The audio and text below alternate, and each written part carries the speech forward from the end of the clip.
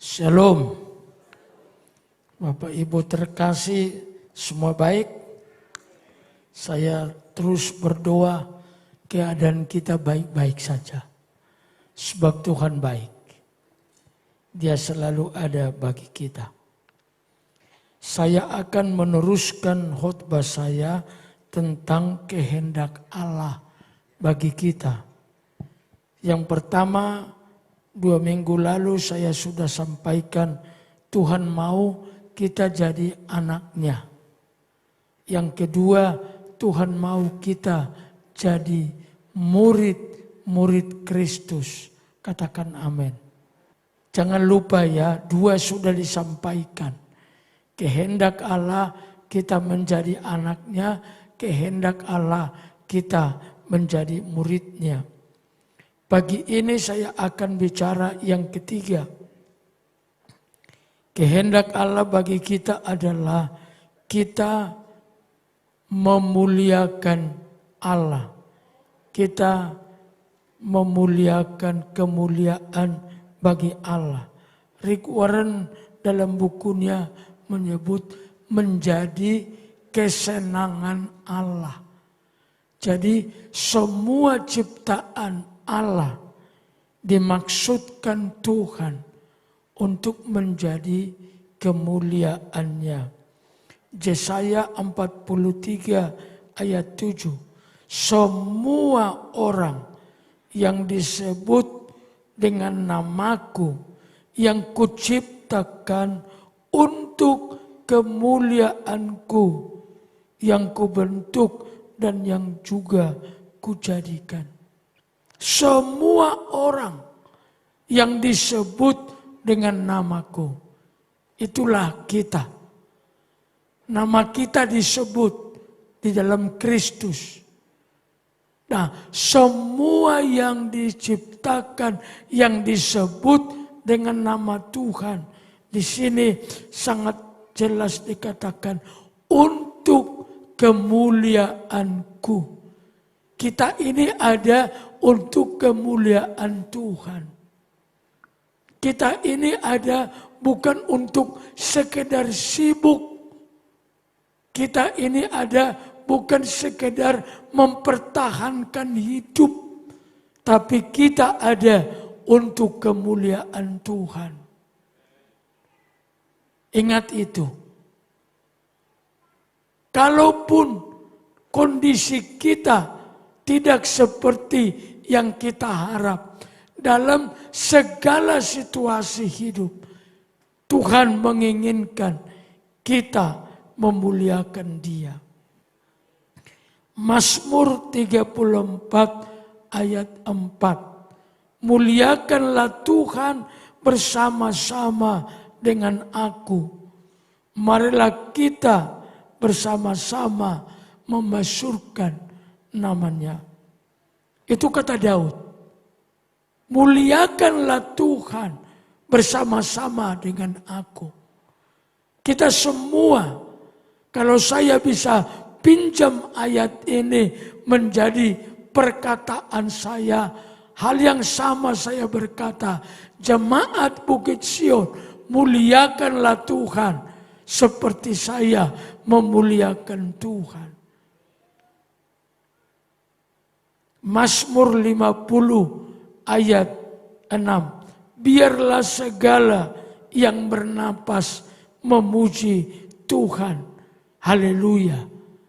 Semua yang bernapas hendaklah memuji Tuhan, memuliakan Tuhan.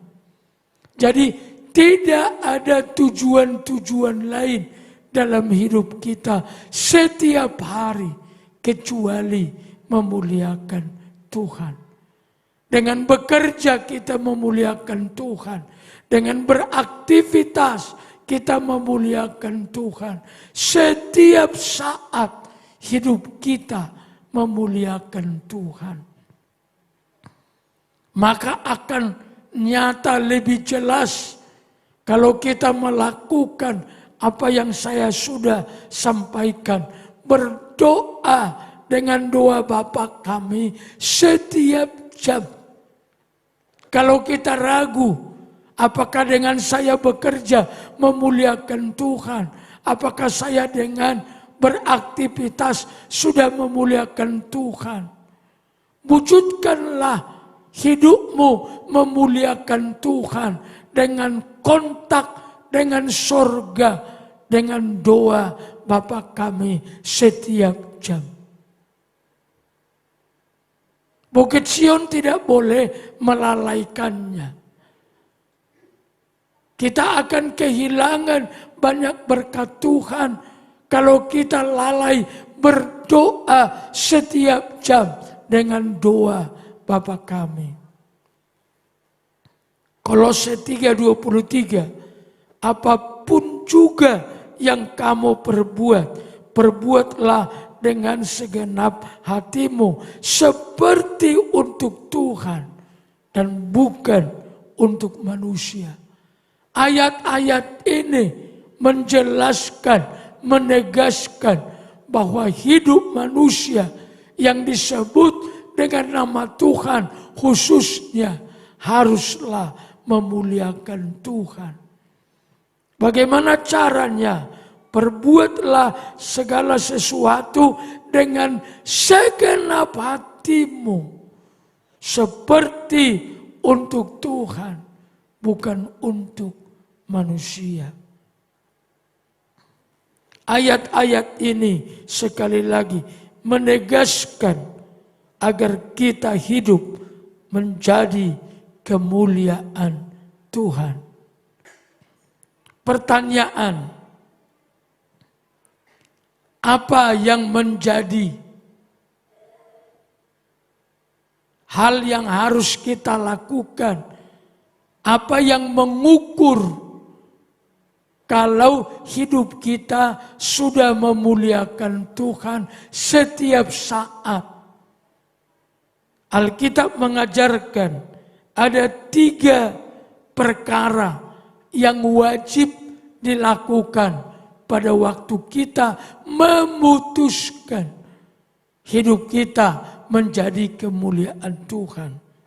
Atau kata lain, hidup yang memuliakan Tuhan adalah yang pertama, hidup yang mampu, yang berkeputusan untuk mengelola uangnya, hartanya bagi kemuliaan Tuhan. Apa yang mesti dikelola itu? Yang pertama, uang dan harta kita. Amsal 3 ayat 9 berkata, muliakanlah Tuhan dengan hartamu dan dengan hasil pertama dari segala penghasilanmu.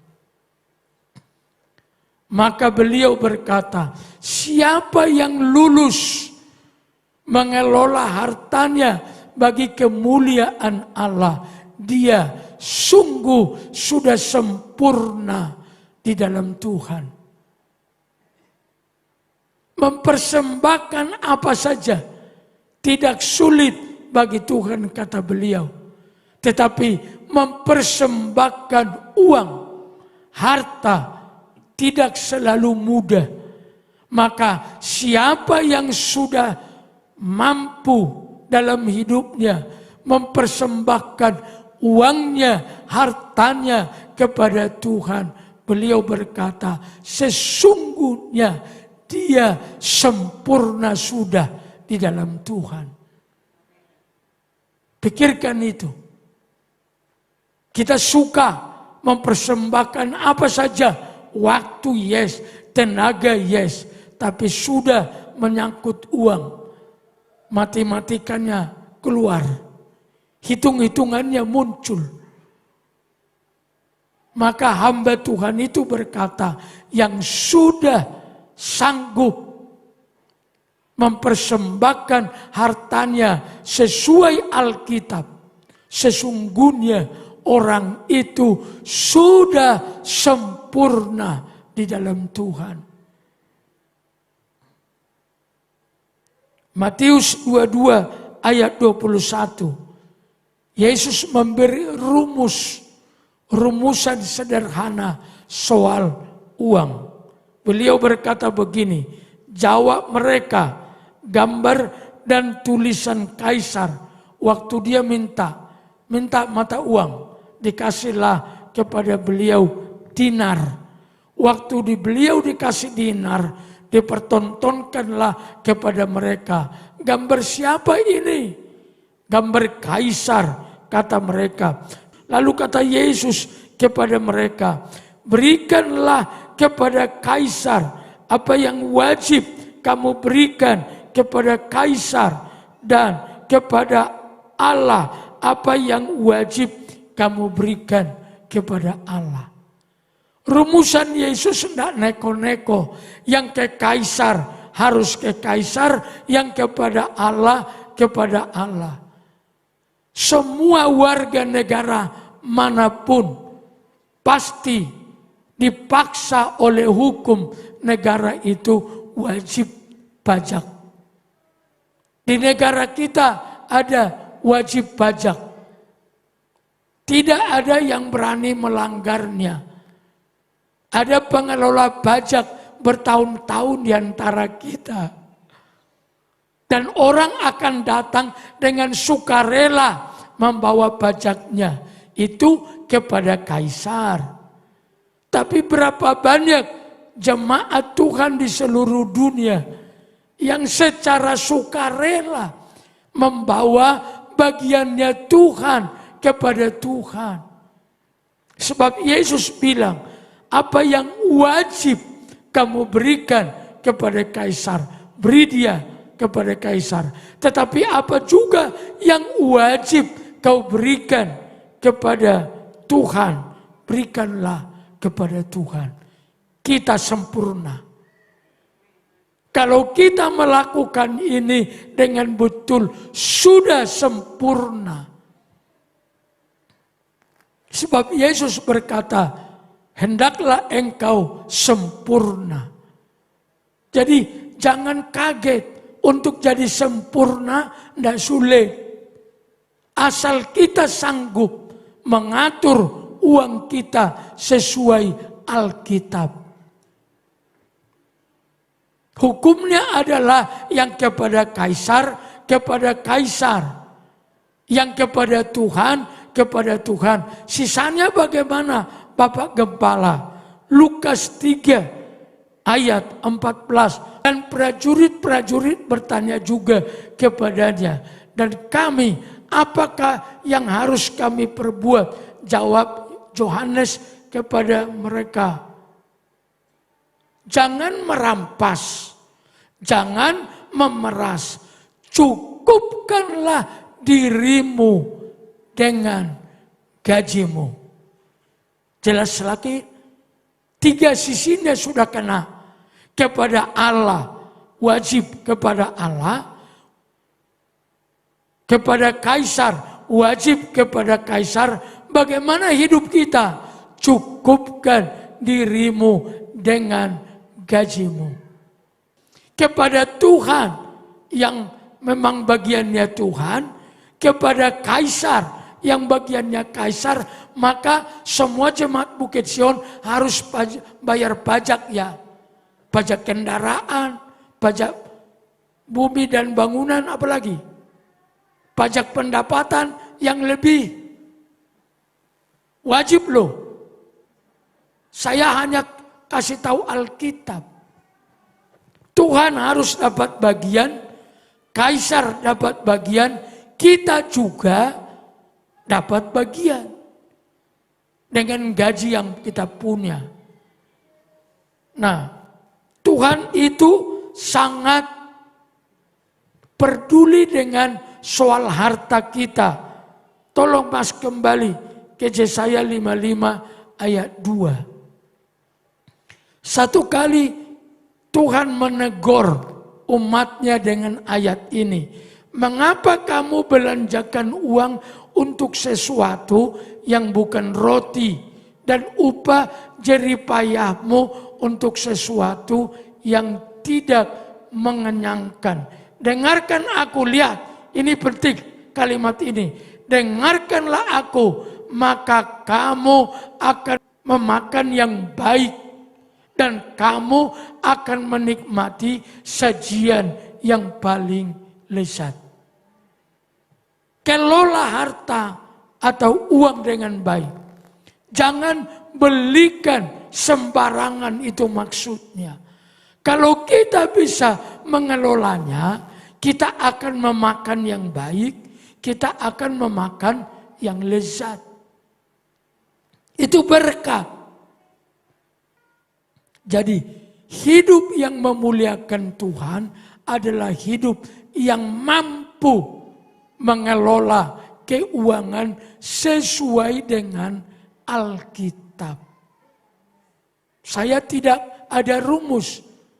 Alkitab yang kasih rumusnya hanya 3. Yang kepada Allah, kasih kepada Allah. Kepada kaisar, kasih kepada kaisar. Yang ada padamu, gunakan, mencukupkan dirimu. Tuhan tidak minta semua. Kaisar juga tidak minta semua kan. Ada aturan persennya. Tuhan juga tidak minta semua. Cuman 10% perpuluhan itu. Supaya sisa 90 dibagi lagi untuk kaisar, dibagi untuk pemiliknya. Sebenarnya elok loh Alkitab. Sangat terang benderang. Ini haruslah kebenaran yang menguasai pikiran kita setiap waktu. Jangan pikir apa yang harus saya wariskan. Itu sudah kebablasan.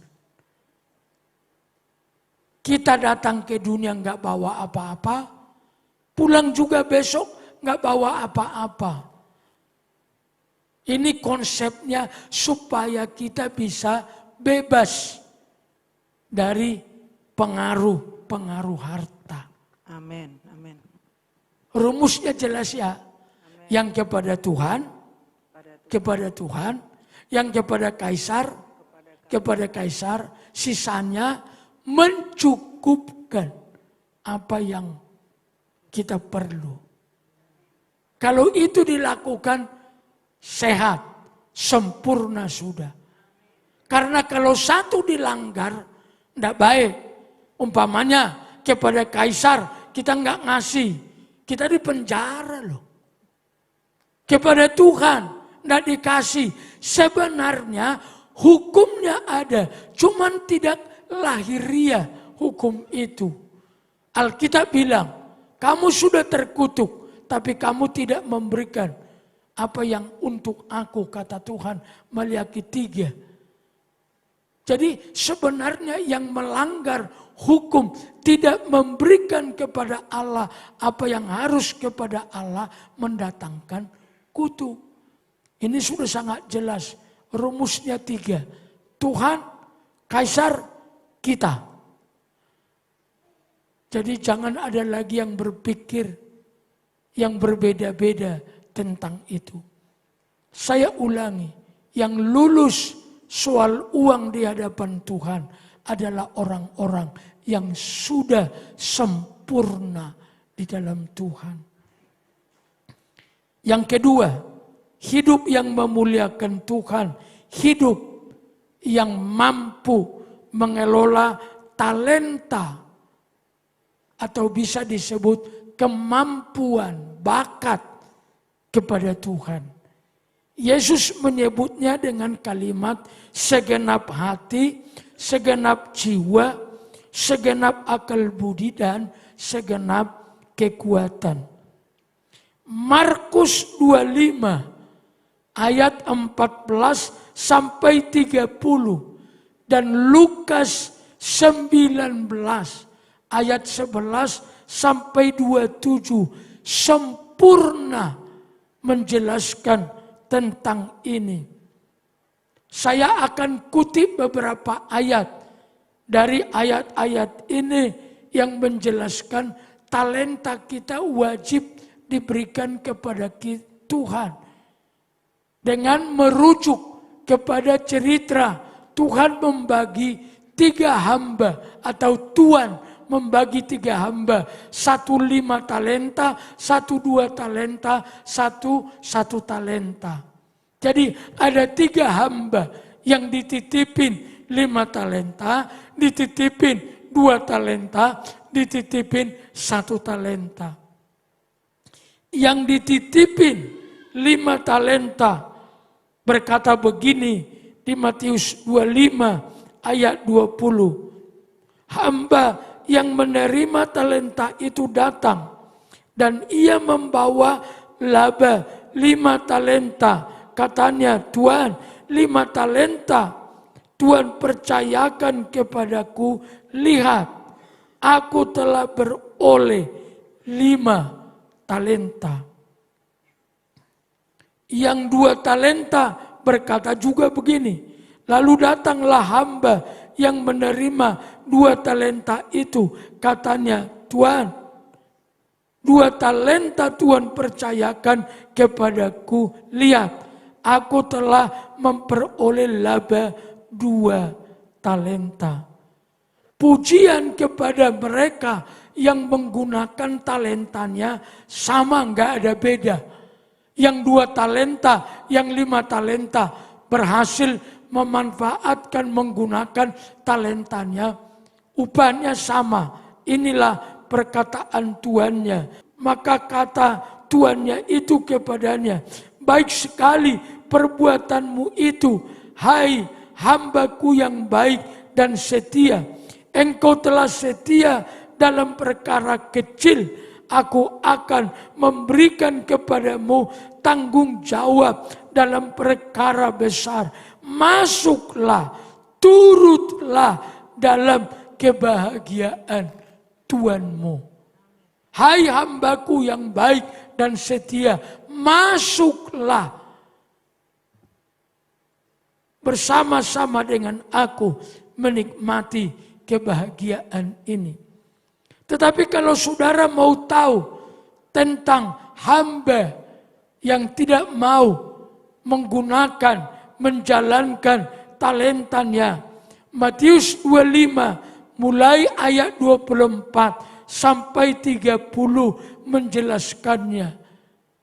Dia dihukum, dilemparkan ke api neraka, dan apa yang ada padanya diambil. Talenta harus untuk Tuhan. Kompetensi kita perlu dikelola sesuai dengan yang Tuhan beri kepada kita. Inilah hidup yang memuliakan Tuhan. Muliakan Tuhan dengan talentamu, maka engkau akan menjadi berkenan kepada Tuhan. Hidup yang memuliakan Tuhan, hidup yang seperti apa? Yang pertama, yang mampu mengelola hartanya sesuai kehendak Tuhan Alkitab. Yang kedua, yang mampu mengelola talentanya untuk hormat bagi Tuhan. Sekarang yang terakhir, apalagi yang harus dikelola selain harta, talenta? Yang ketiga, waktu. Waktu itu bukan milik kita. Ini tiga-tiganya titipan Tuhan. Harta juga titipan, talenta juga titipan, waktu juga titipan. Efesus 5:16.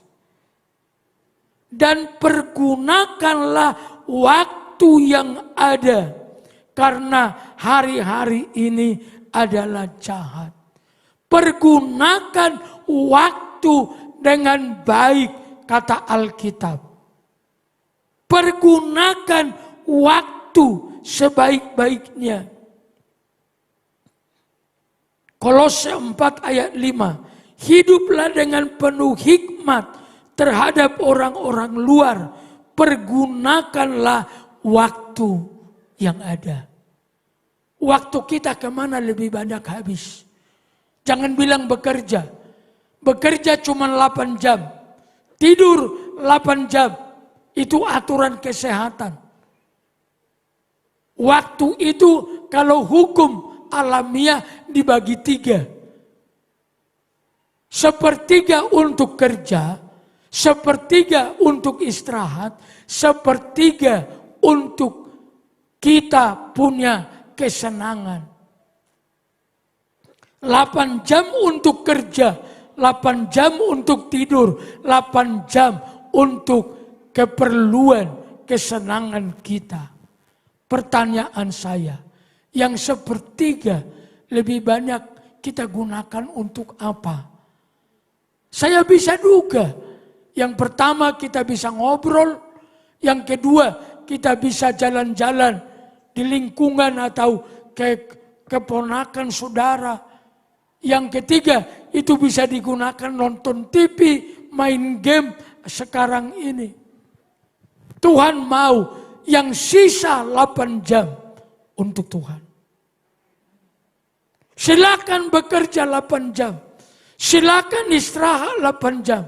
Tapi yang sisa gunakan untuk Tuhan. Tentu di sana makan, di sana mandi. Sebab makan itu memuliakan Tuhan. Asal jangan rakus. Nah, makan secukupnya kehendaknya Tuhan. Mandi bersih kemauan Tuhan. Jangan jadi salah kaprah. Tetapi sisanya untuk Tuhan. Bagaimana menggunakannya? Yang pertama, bisa kita gunakan dengan berdoa. Kita bisa gunakan baca Alkitab. Kita bisa gunakan pergi tetangga bersaksi. Pergi kepada kawan bersaksi. Itu untuk Tuhan. Jadi waktu wajib. Matius 25 ayat 10. Akan tetapi waktu mereka sedang pergi untuk membelinya, datanglah mempelai itu dan mempelai dan mereka yang telah siap sedia untuk bersama-sama dengan dia ke ruang perjamuan kawin, lalu pintu ditutup. Kita harus sadar ini ada masa anugerah. Akan ada masa anugerah ini ditutup. Pintu ditutup. Tidak ada kesempatan untuk bertobat. Tidak ada kesempatan melayani. Kalau mempelai sudah tutup pintu. Pengkhotbah 3. Segala sesuatu ada waktunya. Maka waktu yang kita punya jangan sia-siakan. Gunakan semaksimal mungkin. Yeremia 5:31 berkata begini. Para nabi bernubuat palsu dan para imam mengajar dengan sewenang-wenang. Dan umatku menyukai yang demikian. Tetapi apakah yang akan kamu perbuat apabila tiba kesudahannya? Bapak Ibu, saya hanya ingatkan, ada kesudahannya. Kita tidak selamanya seperti ini. Bisa 2 alasannya. Kesudahan alam semesta, kesudahan karena umur kita sudah selesai. Nah, soal umur dibicarakan oleh Mazmur 90 ayat 10. 1, 2, 3.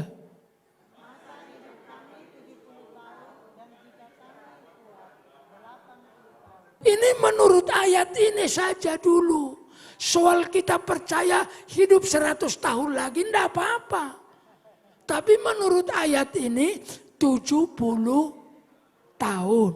Jadi hidup ini adalah kesempatan. Waktu ini jangan dibikin sia-sia. Waktu ini waktu yang sangat berharga. Jadi ada 2 alasan waktu habis karena dunia kiamat atau kita punya umur selesai. Mari Alkitab jauh sudah mengatakannya. Jadi uang kita jangan matematikakan soal itu kepada Tuhan.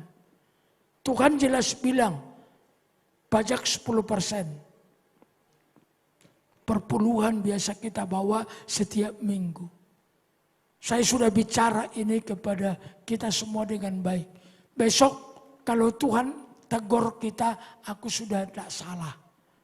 Sudah sebagai gembala aku sudah menjelaskan.